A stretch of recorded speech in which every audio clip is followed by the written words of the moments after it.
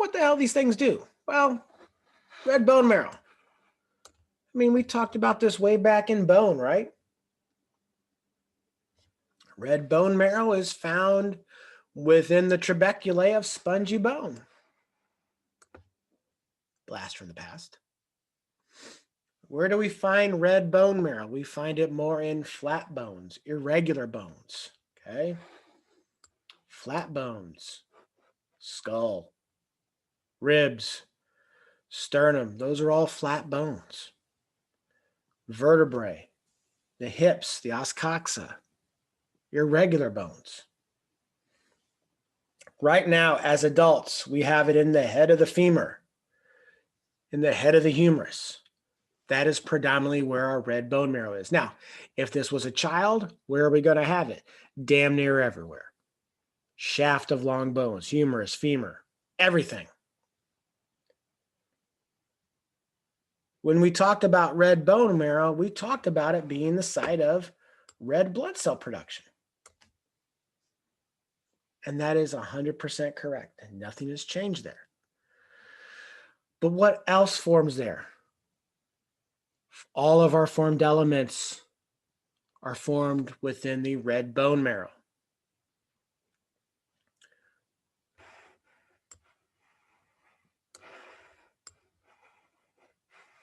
This is where our T cells, our T lymphocytes, this is where our B cells, our B lymphocytes, all of those originate here in the red bone marrow.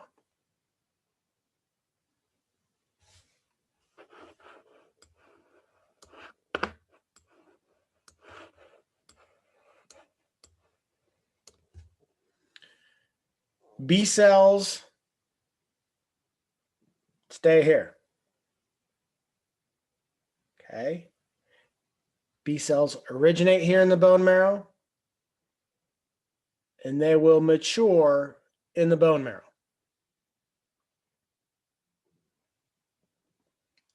B cells, B lymphocytes, born here, become here. T lymphocytes start here and go to the thymus to complete their maturation process.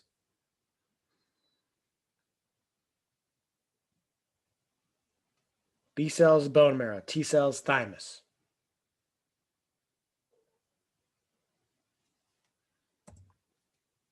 Where is the thymus? There it is.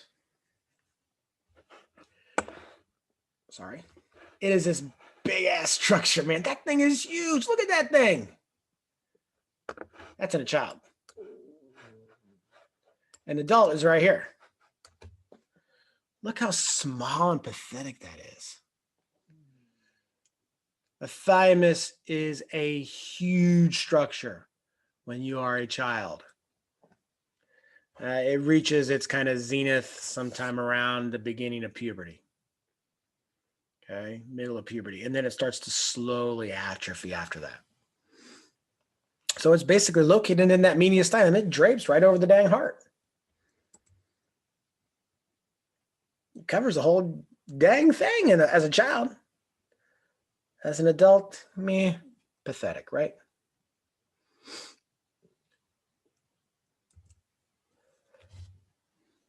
Again, what's its function? Causing the maturation of those T lymphocytes. Okay, two thymic lobes, boring. It has a capsule around it, boring. That's what defines its shape, boring. It's subdivided by connective tissue called trabeculae that divides it up into even smaller lobes within the lobes. They're called lobules. Boring. It has an outer cortex, has an inner medulla. Everything from here on out is going to have an outer cortex and an inner medulla. So just get used to those words. Boring. Cortex has more immature T lymphocytes. And the medulla contains more mature T lymphocytes. The thymus causes maturation of these things, and it's such a complex process, and we're not going to get into it. Not going to get into it. I'll make reference to it in a little bit, but it is a very complex process and we are not going to worry about it. Okay. Because honestly, we don't need to. All right. Okay. So this thing is huge as a child and small as an adult. What is the difference between, let's say, a 2-year-old compared to a 20-year-old, or a 2-year-old and a 30-year-old? What's the difference in how they interact with the world? There's a lot of differences, right? But what's the major difference in interaction with the world? Anybody? 2-year-olds put everything in their mouths. God dang, don't they? Yep. It's how a child understands good and evil. Stick it in their mouth. Everything from 0 to 2. Everything goes in the mouth. If it tastes good, it's good. If it tastes bad, it's evil.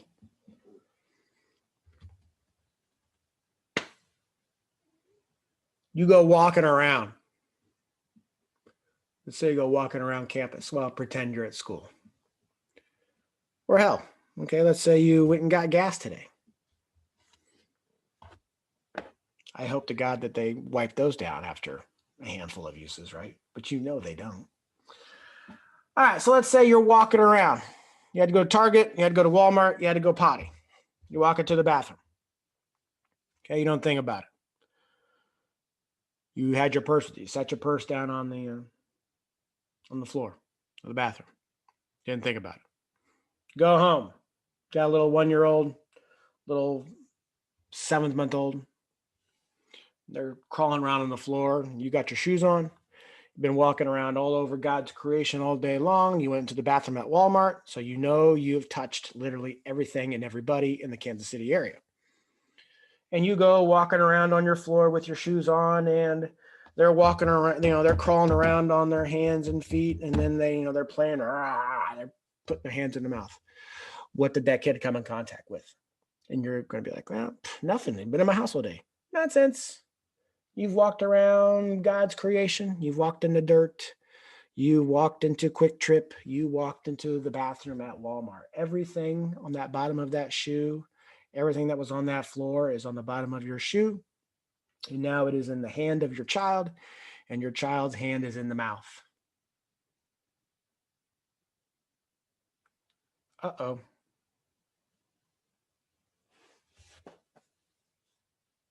What do we have? The thymus. Thymus is huge. It produces a copious amount of T lymphocytes. What's the immune response for children? It's really damn good. After puberty, this thing starts to slowly atrophy. Your ability to produce T lymphocytes starts to slowly diminish. Who has a very crappy immune response? Old people. Who has a very good immune response? Young people. Why is that? It is because of this organ, the thymus. We're able to produce a huge amount of mature T lymphocytes to mount a very quick immune response. That's why, if you don't have kids yet, my God, you send your kid to school that first year, they come home with a little sniffle, you'll be down for a week. I have never been so damn sick in my life than when I had children going to school. Those first couple of years, oh my God, it was awful.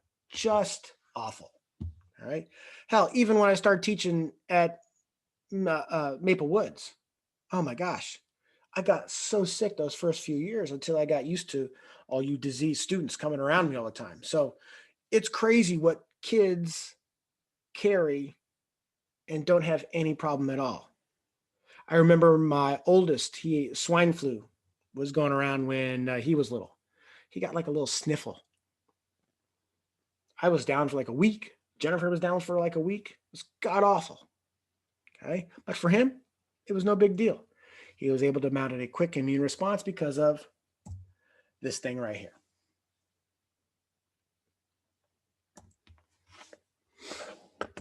And here you can kind of see the robustness between the two there. You can see it's a lot more kind of activity there. There's a lot more blood vasculature within there. So a lot more activity. As you get older, it just starts to slowly atrophy, and you only have a little bit of activity. So you only have a little bit of production of T cells. I don't think it completely atrophies. I've never seen that per se. I guess it could. But there's always a little bit of action that occurs, even in the elderly. But it's much more muted compared to somebody who is a heck of a lot younger. Hell, even an 80-year-old compared to a 40-year-old. 40-year-old looks really active compared to theirs.